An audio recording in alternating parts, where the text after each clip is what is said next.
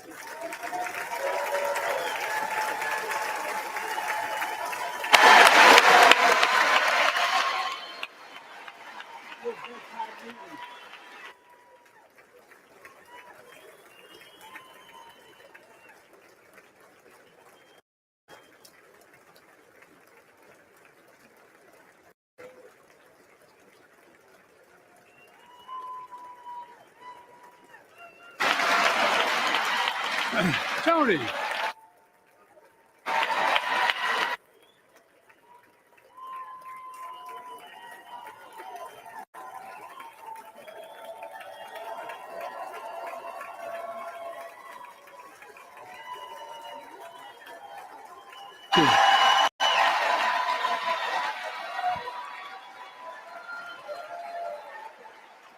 David Jill.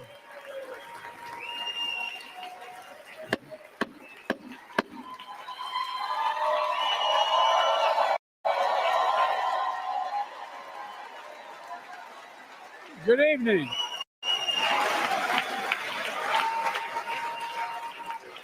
Good evening. If I were smart, I'd go home now.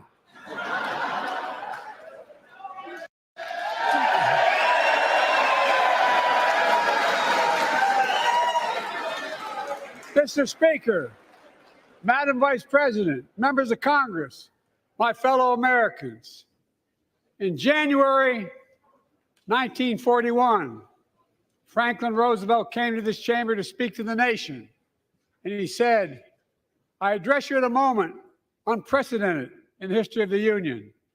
Hitler was on the march. War was raging in Europe.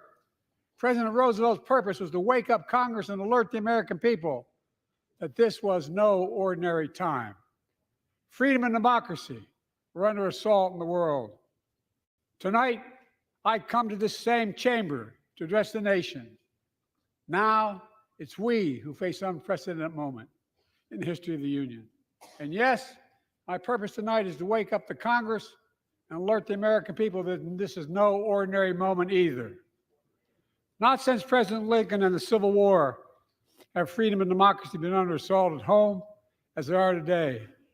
What makes our moment rare is that freedom and democracy are under attack both at home and overseas at the very same time. Overseas, Putin of Russia is on the march, invading Ukraine and sowing chaos throughout Europe and beyond. If anybody in this room thinks Putin will stop at Ukraine, I assure you he will not.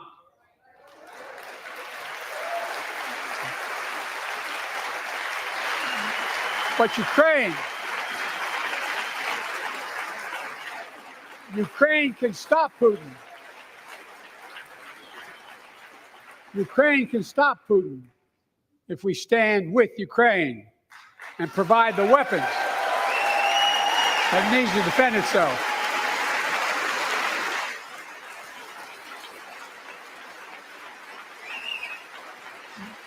That is all. That is all Ukraine is asking. They're not asking for American soldiers. In fact, there are no American soldiers at war in Ukraine, and I'm determined to keep it that way. But now, assistance to Ukraine is being blocked by those who want to walk away from our world leadership. It wasn't long ago when a Republican president named Ronald Reagan thundered, "Mr. Gorbachev, tear down this wall." Now,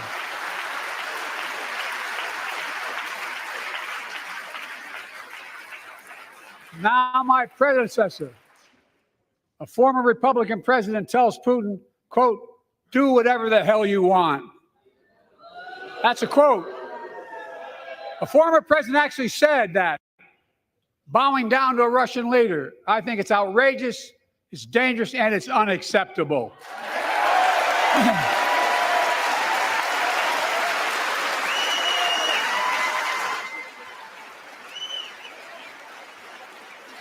America is a founding member of NATO, the military alliance of democratic nations created after World War II to prevent war and keep the peace. And today, we've made NATO stronger than ever. We welcomed Finland to the alliance last year.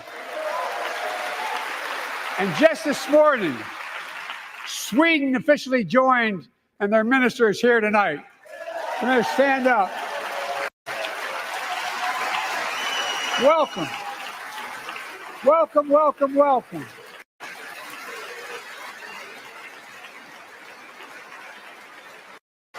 And they know how to fight.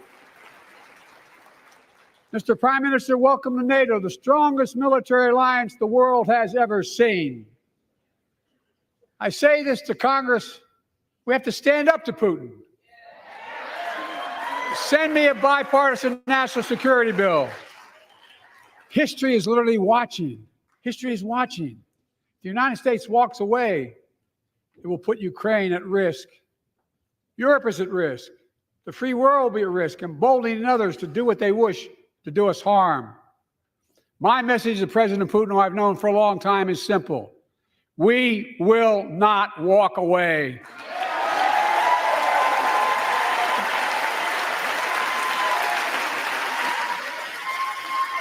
We will not bow down.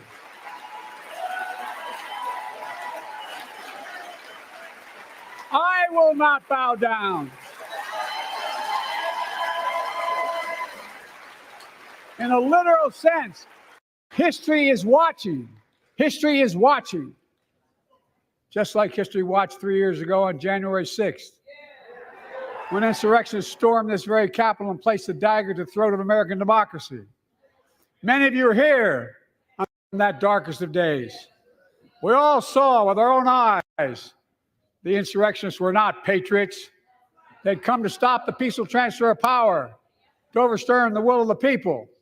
January 6th lies about the 2020 election and the plots to steal the election posed a gravest threat to U.S. democracy since the Civil War. But they failed. America stood.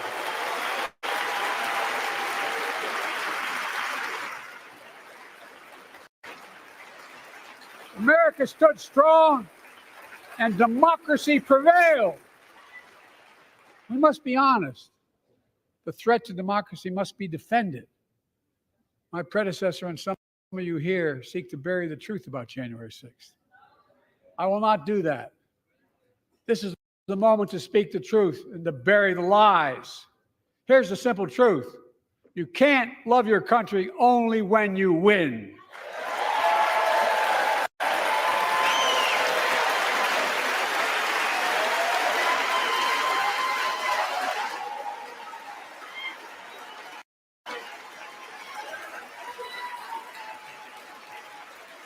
As I've done ever since being elected to office, I ask all of you without regard to party to join together and defend democracy. Remember your oath of office is defending against all threats, foreign and domestic. Respect free and fair elections, restore trust in our institutions, and make clear political violence has absolutely no place in America, zero place.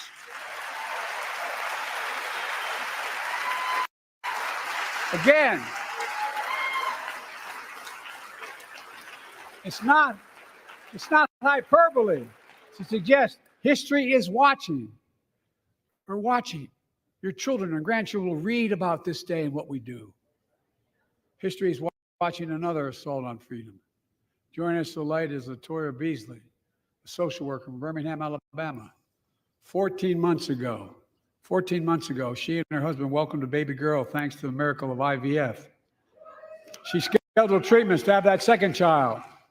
The Alabama Supreme Court shut down IVF treatments across the state, unleashed by a Supreme Court decision overturning Roe v. Wade. She was told her dream would have to wait. What her family had got through should never have happened. Unless Congress acts, it could happen again. So tonight, let's stand up for families like hers. To my friends across the aisle, don't keep this waiting any longer. Guarantee the right to AVF. Guarantee it nationwide.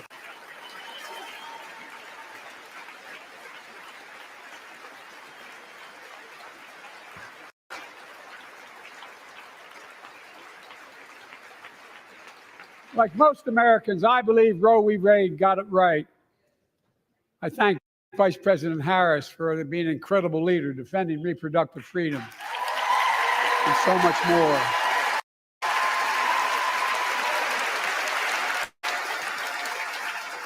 Thank you. My predecessor came to office determined to see Roe v. Wade overturned. He's the reason it was overturned, and he brags about it. Look at the chaos that has resulted. Joining us tonight is Kate Cox, the wife and mother from Dallas. She's become pregnant again and had a fetus of a fatal condition. Her doctor told Kate that her own life and her ability to have children in the future were at risk if she didn't act. Because Texas law banned her ability to act, Kate and her husband had to leave the state to get what she needed. What her family got through should have never happened as well, but it's happening in too many others.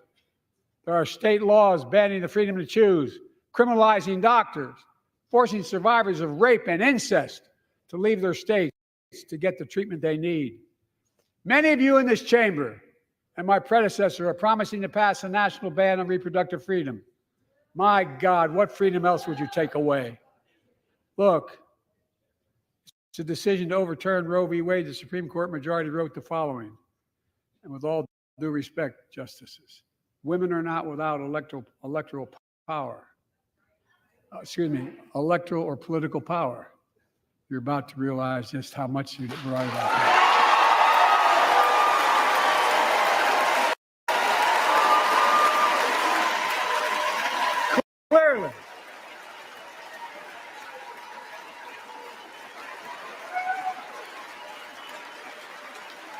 Clearly. Those bragging about overturning Roe v. Wade have no clue about women. But they found out when reproductive freedom was on the ballot. We won in 2022 and 2020, and we'll win again in 2024.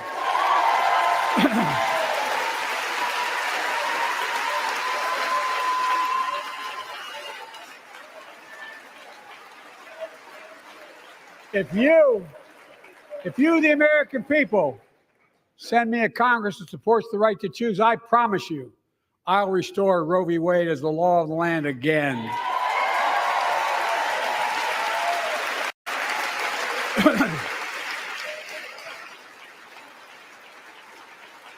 Folks, America cannot go back. I'm here tonight to show what I believe is the way forward, because I know how far we come. 4 years ago next week, before I came to office, the country was hit by the worst pandemic and the worst economic crisis in a century. Remember the fear, record losses. Remember the spikes in crime and the murder rate, raging virus that took more than 1 million American lives of loved ones, millions left behind. A mental health crisis of isolation and loneliness. A president, my predecessor, failed the most basic presidential duty that he owes to American people, the duty to care. I think that's unforgivable. I came to office determined to get us through one of the toughest periods in the nation's history. We have. It doesn't make news in 1,000 cities and towns. The American people are writing the greatest comeback story never told.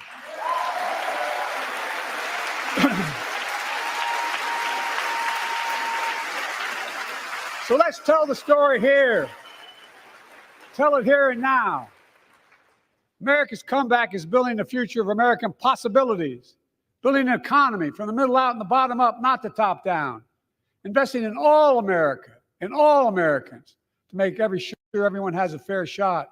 We leave no one behind. The pandemic no longer controls our lives.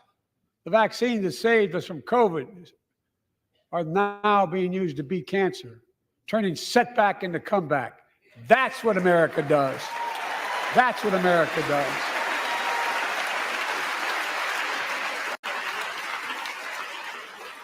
Folks, our inherited economy is on the brink. Now our economy is literally the envy of the world. 15 million new jobs in just 3 years, a record.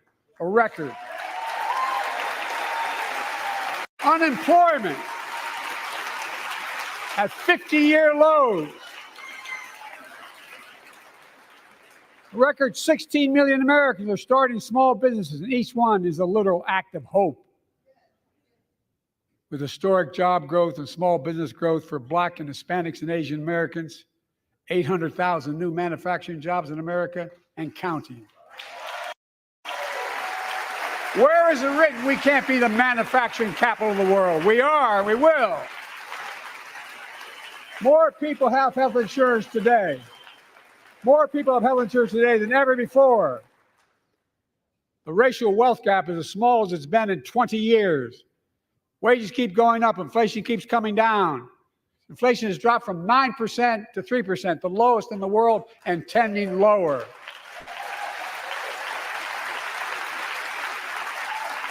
The landing is and will be soft.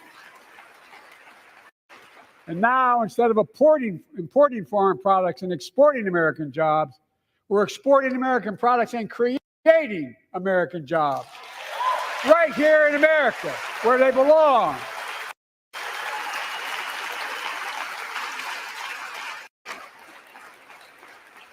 And it takes time, but the American people are beginning to feel it. Consumer studies show consumer confidence is soaring. Buy America has been the law of the land since the 1930s. Past administrations, including my predecessor, including some Democrats as well in the past, failed to buy American. Not anymore.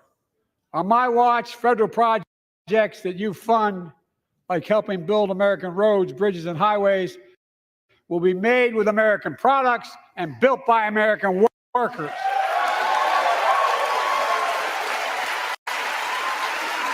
Creating good-paying American jobs.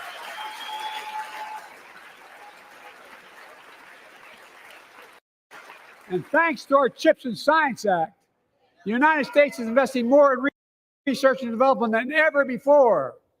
During the pandemic, a shortage of semiconductors, chips, that drove up the price of everything from cell phones to automobiles. And by the way, we invented those chips right here in America. Well, instead of having to import them, private companies are now investing billions of dollars to build new chip factories here in America, creating tens of thousands of jobs. Many of those jobs paying $100,000 a year and don't require a college degree.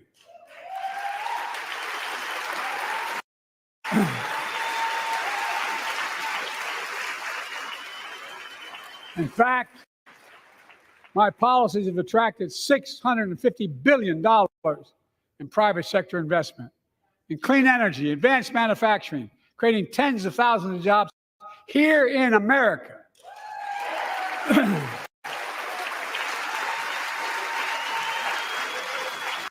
And thanks to our bipartisan infrastructure law, 46,000 new projects have been announced all across your communities. And by the way, I noticed some of you strongly voted against it, or they're cheering on that money coming in. I like it. I'm with you. I'm with you. And if any of you don't want that money in your district, just let me know. Modernize our roads and bridges, ports and airports, public transit systems. Removing poisonous lead pipes so every child can drink clean water without risk of brain damage.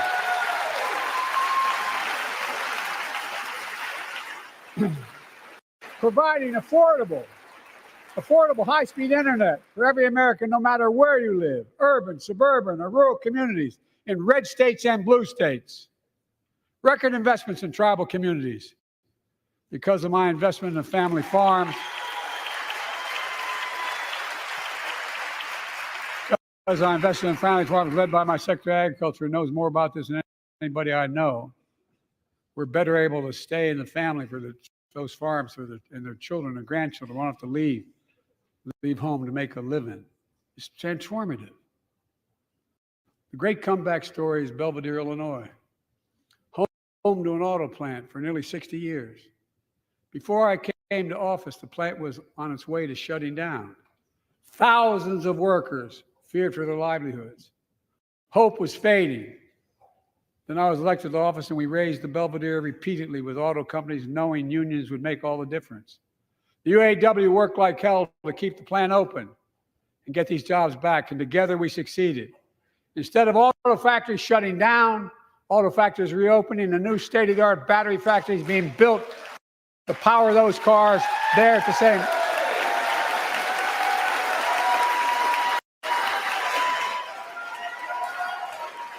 folks, the folks of Belvedere, I say, instead of your town being left behind, your community is moving forward again. Because instead of watching auto jobs of the future go overseas, 4,000 union jobs with higher wages are building the future in Belvedere right here in America.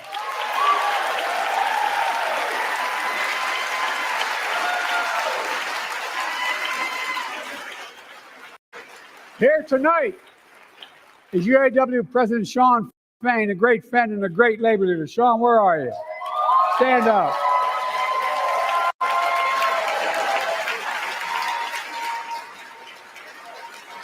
And Dawn Sims, a third generation worker, UAW worker at Belvedere. Shawn, I was proud to be the first president to stand on the picket line. And today, Dawn has a good job in her hometown, providing stability for her family and pride and dignity as well. Showing once again, Wall Street didn't build America. They're not bad guys. They didn't build it, though. The middle class built the country, and unions built the middle class.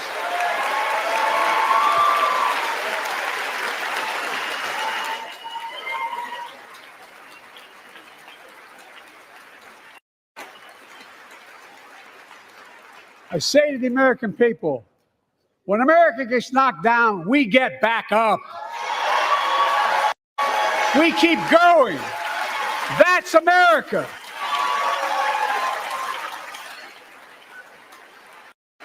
That's you, the American people.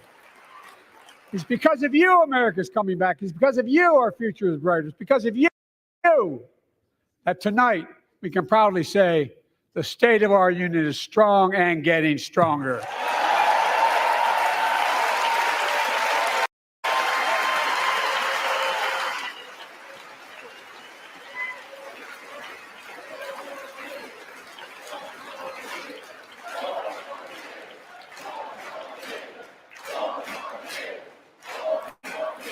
Tonight, I want to talk about the future of possibilities that we can build together. A future where the days of trickle-down economics are over and the wealthy and the biggest corporations no longer get all the tax breaks. And by the way, I understand corporations. I come from a state that has more corporations invested than every one of your states in the United States combined.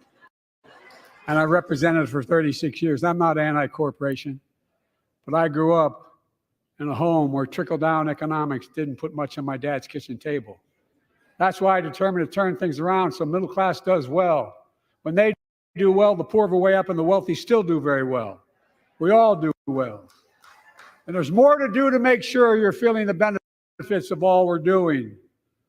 Americans pay more for prescription drugs than anywhere in the world. It's wrong, and I'm ending it.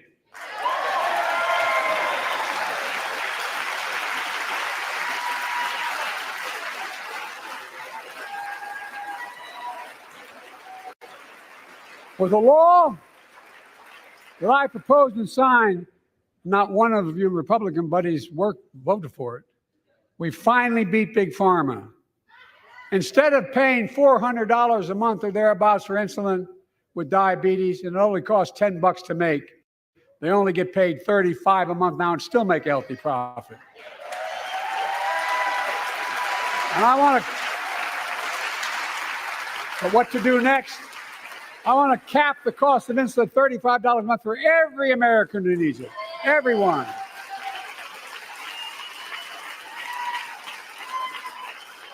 For years, people have talked about it, but finally we got it done and gave Medicare the power to negotiate lower prices on prescription drugs, just like the VA is able to do for veterans. That's not just saving seniors money, it's saving taxpayers money. We cut the federal deficit by $160 billion.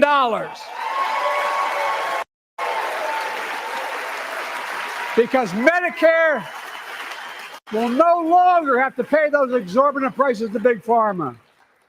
This year, Medicare is negotiating lower prices for some of the costliest drugs on the market that treat everything from heart disease to arthritis. It's now time to go further and give Medicare the power to negotiate lower prices for 500 different drugs over the next decade. They're making a lot of money, guys. And they'll still be extremely profitable. Will not only save lives, it will save taxpayers another $200 billion. Starting next year, the same law caps total prescription drug costs for seniors on Medicare at $2,000 a year, even for expensive cancer drugs that cost $10,000, $12,000, $15,000. I want to cap prescription drug costs at $2,000 a year for everyone. Folks,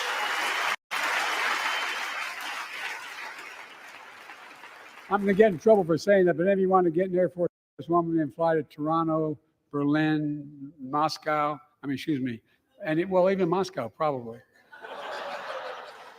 And bring your prescription with you, and I promise you I'll get it for you for 40% the cost you're paying now. Same company, same drug, same place. Folks, the Affordable Care Act, the old Obamacare, it's still a very big deal.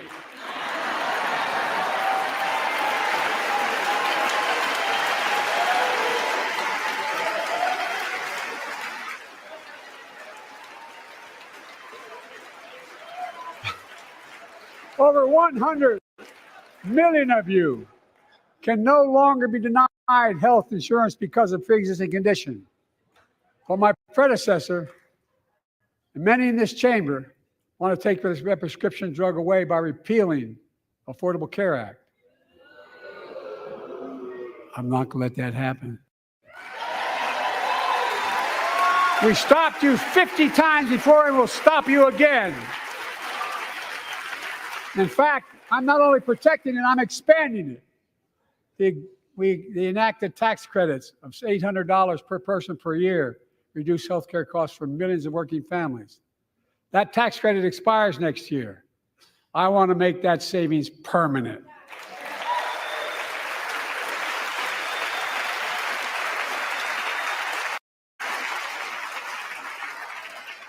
To state the obvious, women are more than half our population. But research on women's health has always been underfunded. That's why we're launching the first ever White House initiative on women's health research, led by Jill, doing an incredible job as First Lady.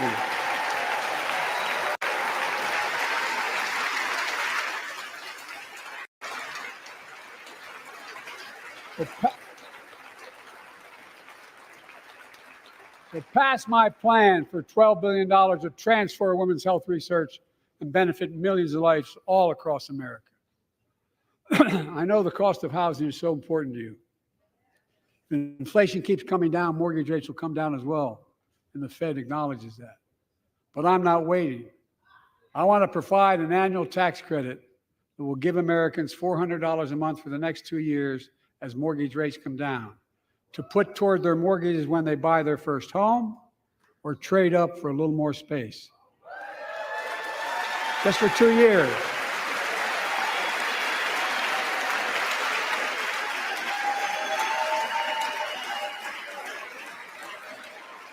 And my administration is also eliminating title insurance on federally backed mortgages. When you refinance your home, you can save $1,000 or more as a consequence.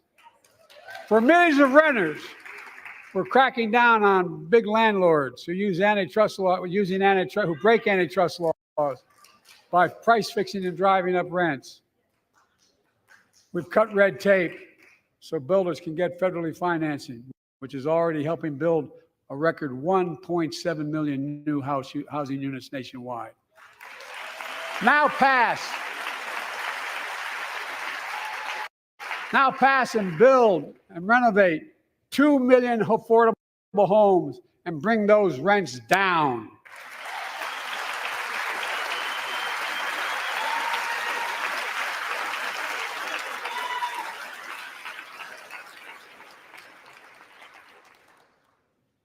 To remain the strongest economy in the world, we need to have the best education system in the world.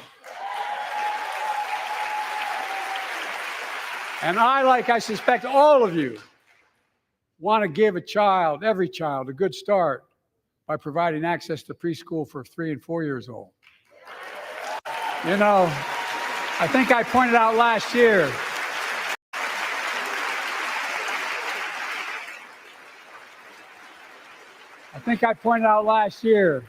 that children coming from broken homes where there's no books, and not read to, not spoken to very often, start school, kindergarten, or first grade, having heard 1 million fewer words spoken.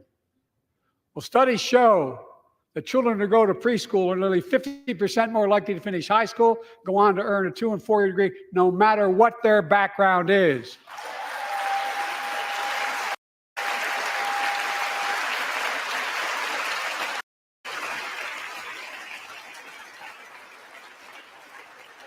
I met a year and a half ago with the leaders of the Business Roundtable. They were mad that they were angry. I think, well, they were discussing why I wanted to spend money on education. I pointed out to them as vice president, I met with over 182 of those folks. Don't hold me to the exact number. And I asked them what they need most, the CEOs. And you've had the same experience on both sides of the aisle. They say a better educated workforce, right? So I looked at them and I say, I come from Delaware. DuPont used to be the 8th largest corporation in the world.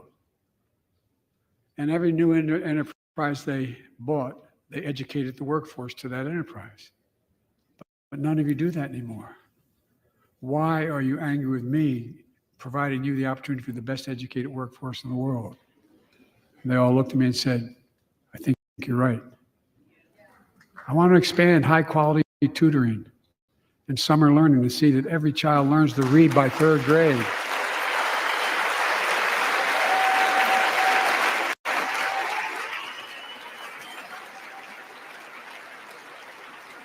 I'm also connecting local businesses and high schools so students get hands-on experience and a path to good paying job, whether or not they go to college. And I want to make sure the college is more affordable. Let's continue increasing the Pell Grants to working and middle-class families and increase record investments in HBCUs and minority-serving institutions, including Hispanic institutions.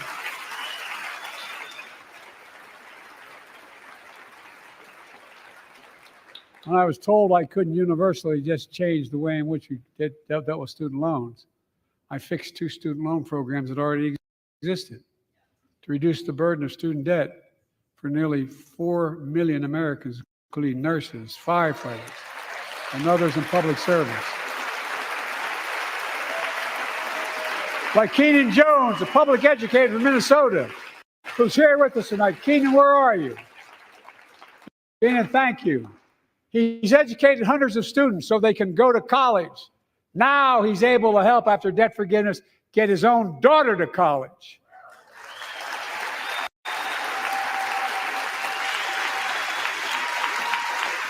And folks, look, such relief is good for the economy because folks are now able to buy a home, start a business, start a family. While we're at it, I want to give public school teachers a raise.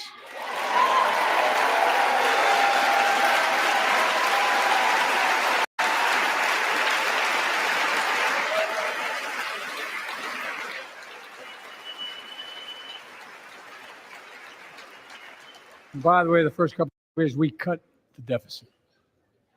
Now, let me speak to the question of fundamental fairness for all Americans. I've been delivering real results in fiscally responsible ways. We've already cut the federal deficit. Over $1 trillion. I signed the bipartisan deal to cut another $1 trillion in the next decade. It's my goal to cut the federal deficit another $3 trillion by making big corporations and very wealthy finally beginning to pay their fair share.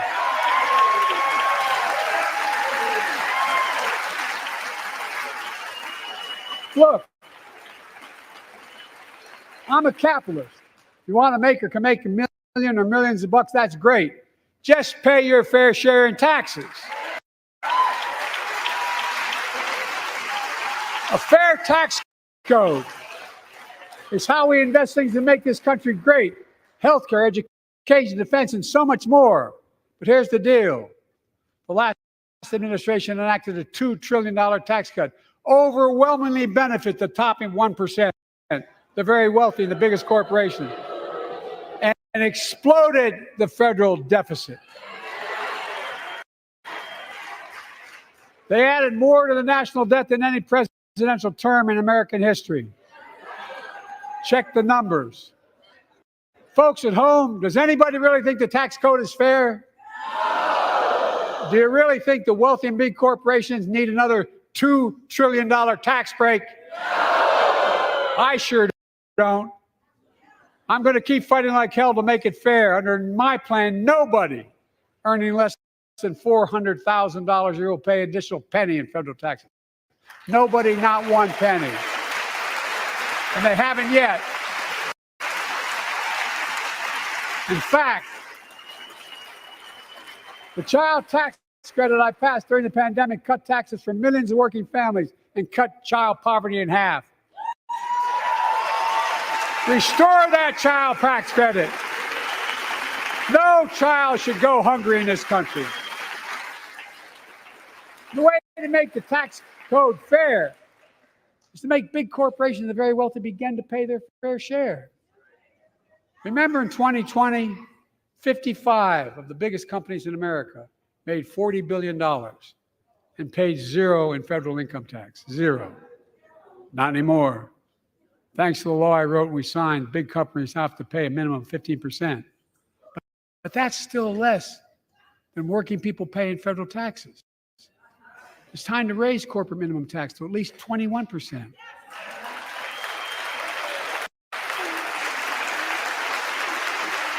So every big corporation finally begins to pay their fair share. I also want to end tax breaks for big pharma, big oil, private jets, massive executive pay when it's only supposed to be $1 million that can be deducted.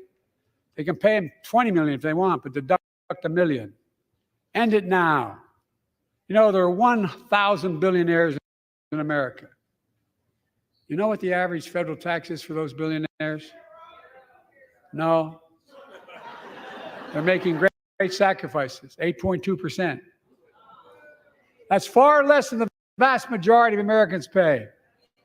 No billionaire should pay a lower federal tax rate than a teacher, a sanitation worker, or a nurse.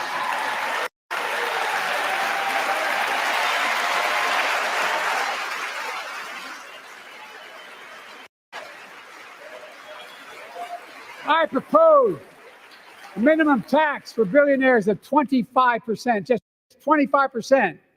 You know what that would raise? That would raise $500 billion over the next 10 years. And imagine what that could do for America. Imagine a future with affordable child care. Millions of families can get, they need to go to work to help grow the economy. Imagine a future with paid leave, because no one should have to choose between working and taking care of their sick family member. Imagine the future of home care and elder care, and people living with disabilities so they can stay in their homes and family caregivers can finally get the pay they deserve. Tonight, let's all agree once again to stand up for seniors. Many of my friends on the other side of the aisle want to put Social Security on the chopping block. If anyone here tries to cut Social Security, Medicare, or raise the retirement age, I will stop you.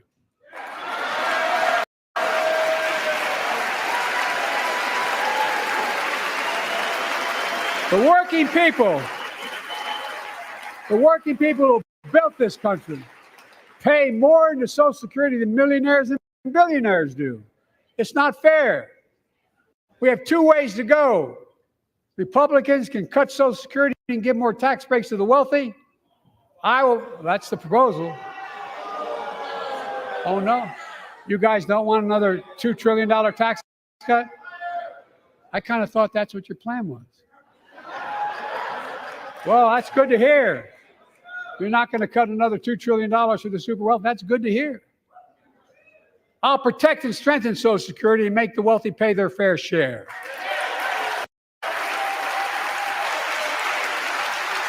Look,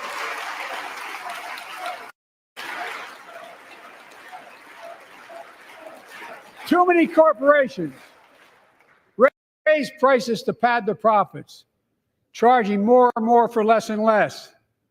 That's why we're cracking down on corporations that engage in price gouging and deceptive pricing, from food to healthcare to housing. In fact, the snack companies think you won't notice if they change the size of the bag and put a hell of a lot fewer, same size bag, put fewer chips in it. No, I'm not joking. It's called shrinkflation. Pass Bobby Casey's bill and stop this. I really mean it.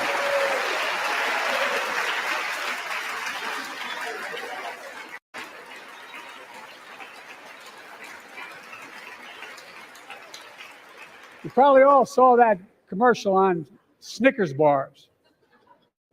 You get charged the same amount, and you got about, I don't know, 10% fewer Snickers in it. Look, I'm also getting rid of junk fees. Those hidden fees at the end of your bill that are there without your knowledge. My administration announced we're cutting credit card late fees from $32 to $8.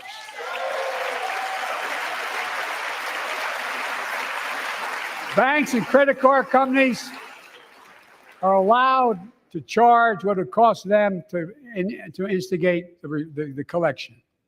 And that's more, a hell of a lot, like $8 and 30-some dollars. They don't like it. Credit card companies don't like it. But I'm saving American families $20 billion a year with all the junk fees I'm eliminating. Folks at home, that's why the banks are so mad. It's $20 billion in profit. I'm not stopping there. My administration has proposed rules to make cable, travel, utilities, and online ticket sellers tell you the total price up front, so there are no surprises. It matters. It matters. And so does this. In November, my team began serious negotiation with a bipartisan group of senators. The result was a bipartisan bill with the toughest set of border security reforms we've ever seen. Oh, you don't think so? Oh, you don't like that bill, huh? That conservatives got together and said it was a good bill? I'll be darned. That's amazing. That bipartisan bill would hire 1,500 more security agents and officers, 100 more immigration judges to help tackle the backload of 2 million cases, 4,300 more asylum officers, and new policies so they can resolve cases in 6 months instead of 6 years now.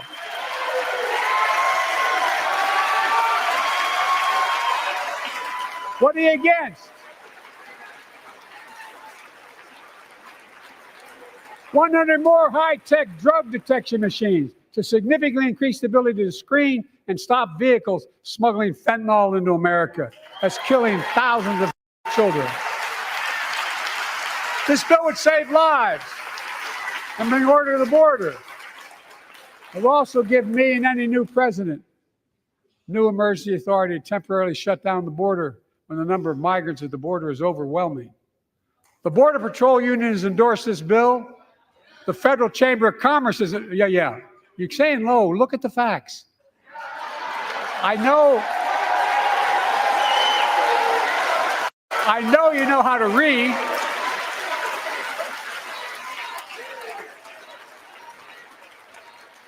I believe that given the opportunity for a majority in the House and Senate would endorse the bill as well, a majority right now. But unfortunately, politics has derailed this bill so far. I'm told my predecessor called members of Congress in the Senate to demand they block the bill. He feels political win, he viewed it as a political win for me and a political loser for him. It's not about him, it's not about me. I'd be a winner, not really.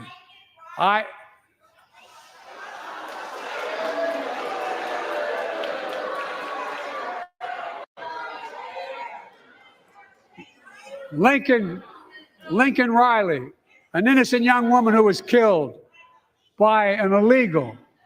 That's right. But how many of the thousands of people being killed by illegals? To her parents, I say, my heart goes out to you, having lost children myself. I understand.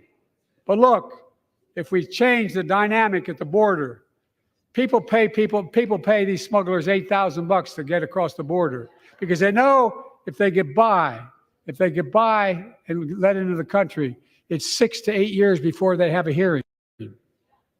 And it's worth taking the chance of the $8,000. But if it's only 6 weeks, the idea is it's highly unlikely that people will pay that money and come all that way, knowing that they'll be able to be kicked out quickly. Folks, I would respectfully suggest my Republican friends owe it to the American people, get this bill done. We need to act now.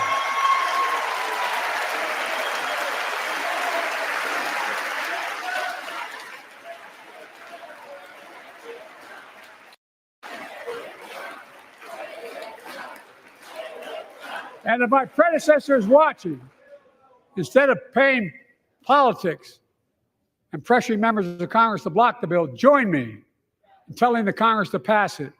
We can do it together.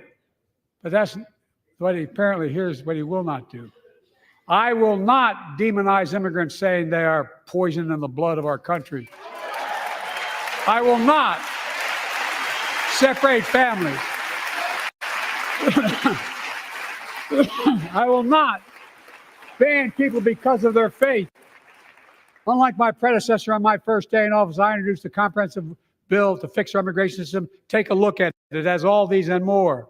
Secure the border, provide a pathway to citizenship for dreamers, and so much more. But unlike my predecessor, I know who we are as Americans. We're the only nation in the world with a heart and soul that draws from old and new. Home to Native Americans, and ancestors have been here for thousands of years. Home to people of every place, from every place on earth. They came freely. Some came in chains.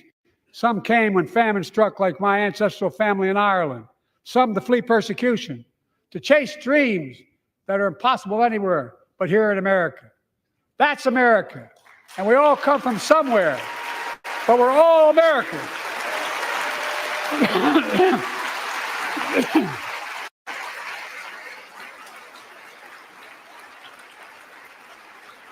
Look, folks, we have a simple choice. We can fight about fixing the border, or we can fix it.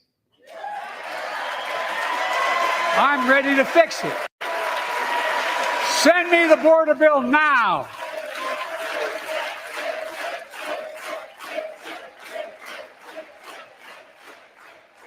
A transformational moment in history happened 59 years ago today in Selma, Alabama. Hundreds of foot soldiers for justice marched across the Edmund Pettus Bridge, named after the Grand Dragon of the Ku Klux Klan, to claim their fundamental right to vote. They were beaten, they were bloody, and left for dead. Our late friend and former colleague, John Lewis, was on that march. We miss him.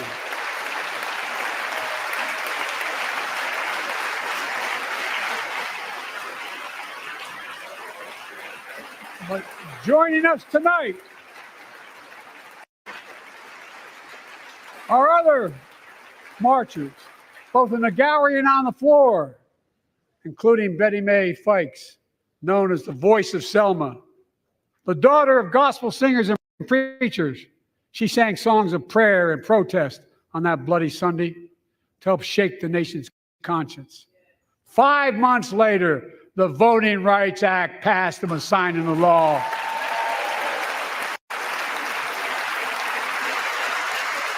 Thank you. Thank you, thank you, thank you.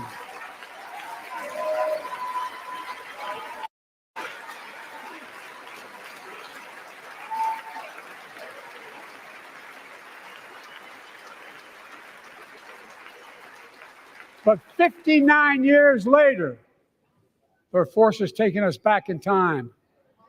Voter suppression, election subversion, unlimited dark money, extreme gerrymandering. John Lewis was a great friend to many of us here. But if you truly want to honor him and all the heroes who marched with him, then it's time to do more than talk. Pass the Freedom to Vote Act, the John Lewis Voting Right Act.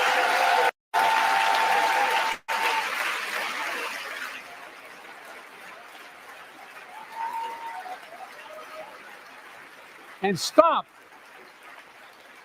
denying another core value of America, our diversity across American life. Banning books, it's wrong. Instead of erasing history, let's make history. I want to protect fundamental rights. Pass the Equality Act. And my message to transgender Americans, I have your back. Pass the PRO Act for workers' rights. Raise the federal minimum wage, because every worker has a right to a decent living, more than $7 an hour. We're also making history by confronting the climate crisis, not denying it. I don't think any of you think there's no longer a climate crisis. At least I hope you don't. I'm taking the most significant action ever on climate in the history of the world. I'm cutting our carbon emissions in half by 2030, creating tens of thousands of clean energy jobs, like the IBEW work is building and installing 500,000 electric vehicle charging stations. Conserving 30% of America's lands and waters by 2030. And taking action on environmental justice, fence line communities smothered by the legacy of pollution. And pattern after the Peace Corps and AmeriCorps, I launched the Climate Corps to put 20,000 young people to work in the forefront of our clean energy future. I'll triple that number in a decade.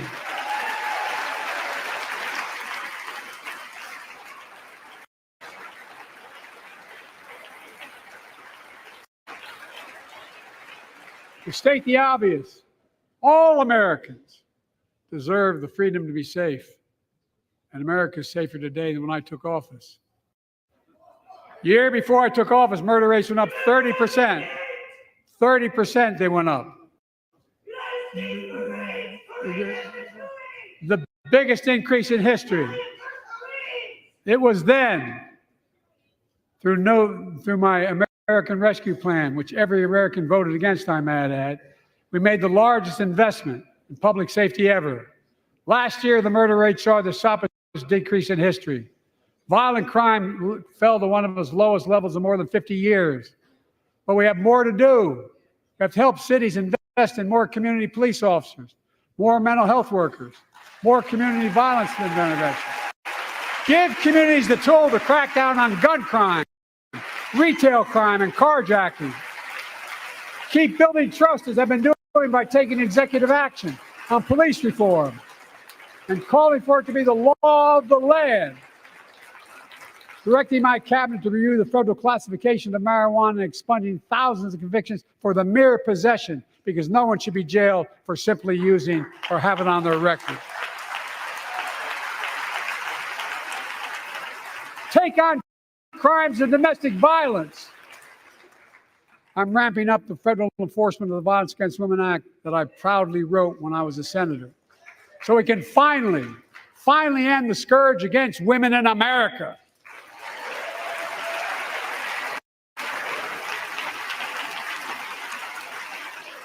There are other kinds of violence I want to stop.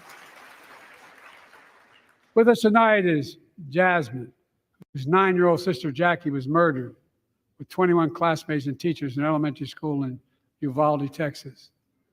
Very soon after that happened, Jill and I went to Uvalde for a couple of days. We spent hours and hours with each of the families.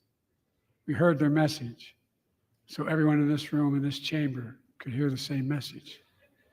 The constant refrain, and I was there for hours meeting with every family. They said, do something. Do something. Well, I did do something by establishing the first ever Office of Gun Violence Prevention in the White House, that the Vice President is leading the charge. Thank you for doing it. Meanwhile,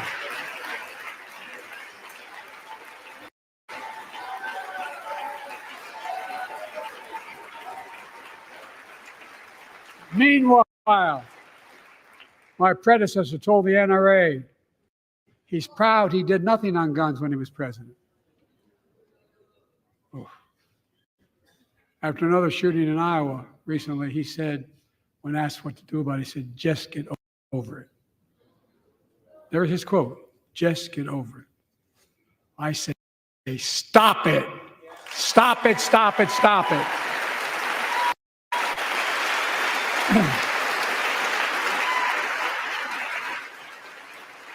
I'm proud we beat the NRA when I signed the most significant gun safety law in nearly 30 years because of this Congress. We now must beat the NRA again. I'm demanding a ban on assault weapons and high-capacity magazines. Pass universal background checks. None of this. I taught the Second Amendment for 12 years. None of this violates the Second Amendment or vilifies responsible gun owners. You know, as we manage challenges at home, we're also managing crises abroad, including in the Middle East. I know the last 5 months have been gut-wrenching for so many people, for the Israeli people, for the Palestinian people, and so many here in America. This crisis began on October 7th with a massacre by a terrorist group called Hamas, as you all know. 1,200 innocent people, women and girls, men and boys, slaughtered after enduring sexual violence. The deadliest day for the Jewish people since the Holocaust, and 250 hostages taken. Here in this chamber tonight are families whose loved ones are still being held by Hamas. I pledge to all the families that we will not rest until we bring every one of your loved ones home. We also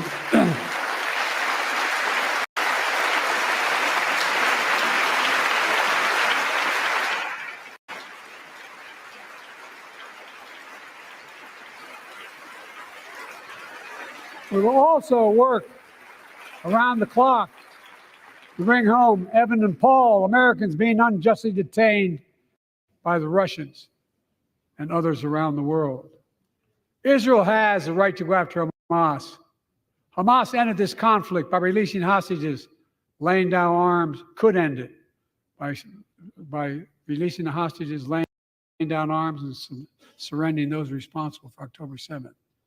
But Israel has Israel has a added burden because Hamas hides and operates among the civilian population like cowards under hospitals, daycare centers, and all the like. Israel also has a fundamental responsibility, though, to protect innocent civilians in Gaza.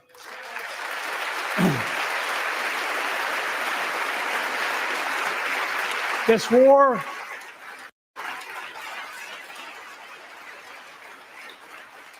has taken a greater toll on innocent civilians than all previous wars in Gaza combined.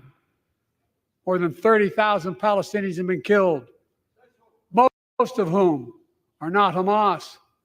Thousands and thousands of innocent women and children, girls and boys, also orphaned.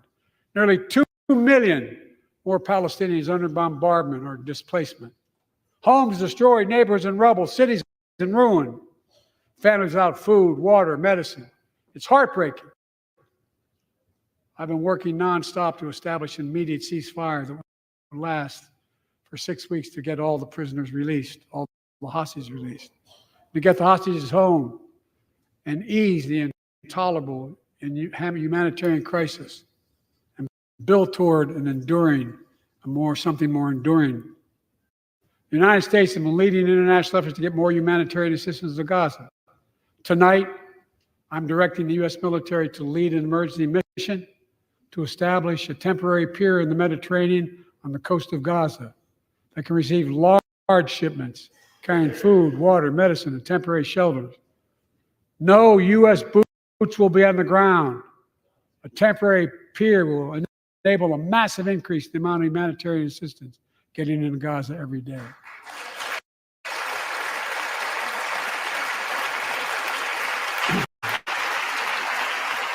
And Israel must do its part. Israel must allow more aid into Gaza to ensure humanitarian workers aren't caught in the crossfire. And they're announcing they're going to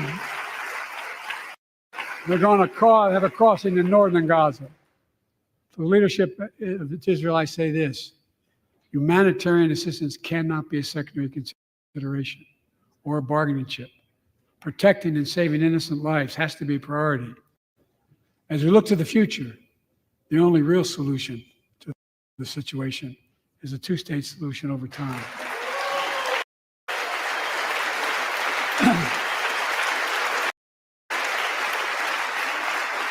And I say this as a lifelong supporter of Israel. My entire career, no one has a stronger record with Israel than I do. I challenge any of you here. I'm the only American president of Israel in wartime, but there is no other path that guarantees Israel's security and democracy. There is no other path that guarantees that Palestinians can live in peace with peace and dignity. There's no other path that guarantees peace between Israel and all of its neighbors, including Saudi Arabia, with whom I'm talking. Creating stability in the Middle East also means containing the threat posed by Iran. That's why I built a coalition of more than a dozen countries to defend international shipping and freedom of navigation in the Red Sea. I've ordered strikes to degrade the Houthi capability and defend U.S. forces in the region. As Commander-in-Chief, I will not hesitate to direct further measures to protect our people and our military personnel.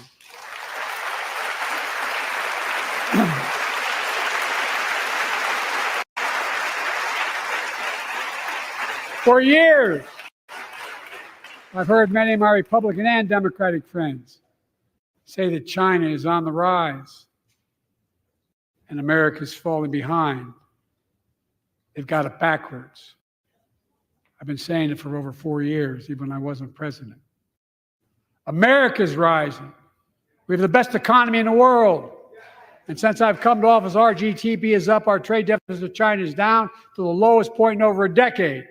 And we're standing up against China's unfair economic practices. We're standing up for peace and stability across the Taiwan Straits. I've revitalized our partnership and alliance in the Pacific. India, Australia, Japan, South Korea, Pacific Islands. I've made sure that the most advanced American technologies can't be used in China, not allowing to trade them there. Frankly, for all this tough talk on China, it never occurred to my predecessor to do any of that. I want competition with China, not conflict. And we're in a stronger position to win the conflict of the 21st century against China than anyone else, for that matter, than any time as well. Here at home, I've signed over 400 bipartisan bills. There's more to pass my unity agenda. Strengthen penalties on fentanyl trafficking. You don't want to do that, huh? Pass bipartisan privacy legislation to protect our children online. Harness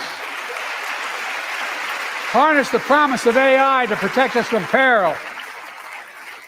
Ban AI voice impersonations and more. And keep our truly sacred obligation to train and equip those we send into harm's way and care for them and their families when they come home and when they don't.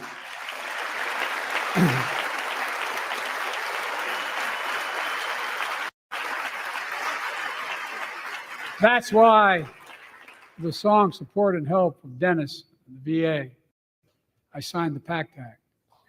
One of the most significant laws ever, helping millions of veterans exposed to toxins who now are battling more than 100 different cancers. Many of them don't come home, but we owe them and their families support. We owe it to ourselves to keep supporting our new health research agency called ARPA-H. And remind us that we can do big things like end cancer as we know it, and we will.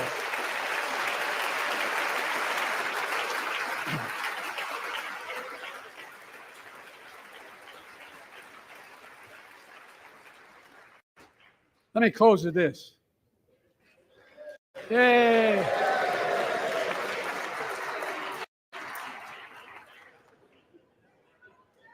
I know you don't want to hear any more, Lindsay, but I got to say a few more things. I know it may not look like it, but I've been around a while. When you get to be my age, certain things become clearer than ever. I know the American story.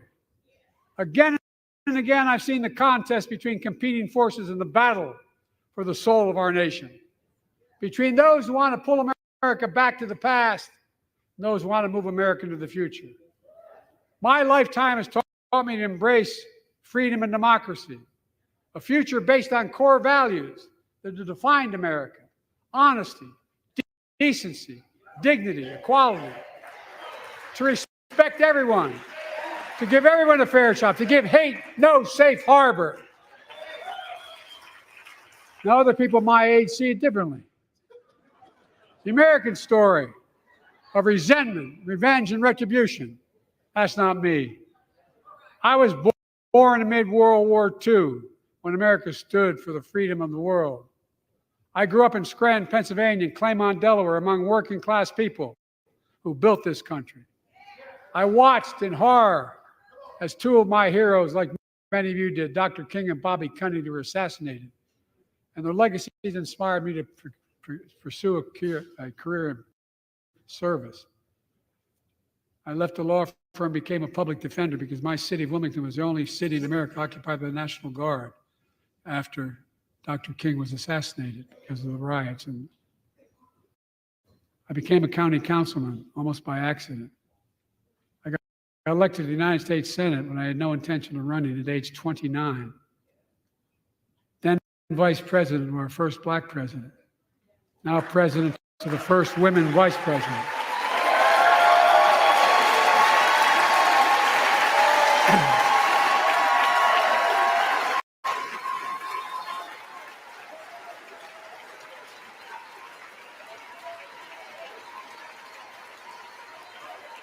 In my career, I've been told I was too young. By the way, they didn't let me on the Senate elevators for votes sometimes. Not a joke. And I've been told I'm too old. Whether young or old, I've always known what endures. I've known our North Star. The very idea of America is that we're all created equal, deserves to be treated equally throughout our lives. We've never fully lived up to that idea, but we've never walked away from it either. And I won't walk away from it now. I'm optimistic. I really am. I'm optimistic, Nancy.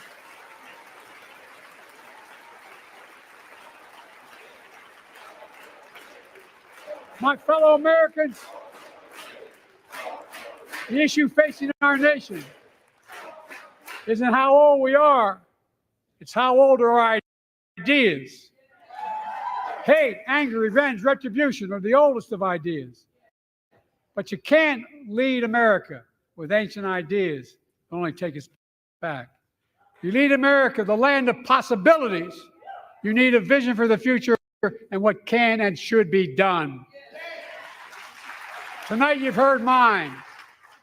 I see a future where defending democracy, you don't diminish it. I see a future where we restore the right to choose and protect our freedoms, not take them away. I see a future where the middle class finally has a fair shot and the wealthy have to pay their fair share in taxes. I see a future where we save the planet from the climate crisis and our country from gun violence. Above all, I see a future for all Americans. I see a country for all Americans. And I will always be president for all Americans because I believe in America. I believe in you, the American people. You're the reason we've never been more optimistic about our future than I am now. So let's build the future together. Let's remember who we are. We are the United States of America. And there is nothing beyond our capacity when we act together. God bless you all, and may God protect our troops. Thank you, thank you, thank you.